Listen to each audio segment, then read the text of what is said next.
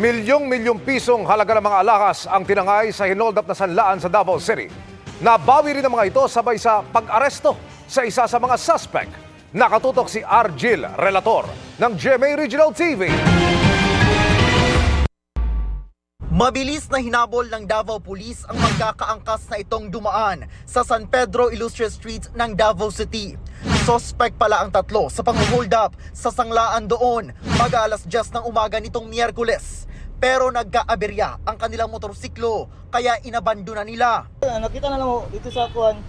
Sige sila pandar nga di mo dagan. Ay dili mo andar ba? Ya mi andar ka dit pero walay kusog.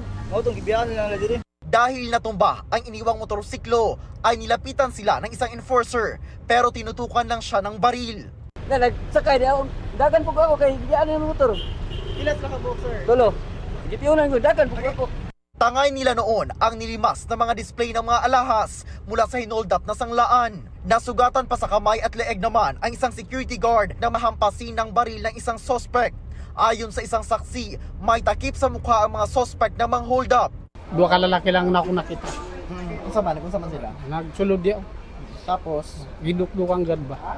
Isa sa suspect ay naaresto ng mga pulis sa Bangkerohan Public Market. Kana siya. Na-recover din ang di bababa sa 40 million pesos na halaga ng mga ninakaw na alahas.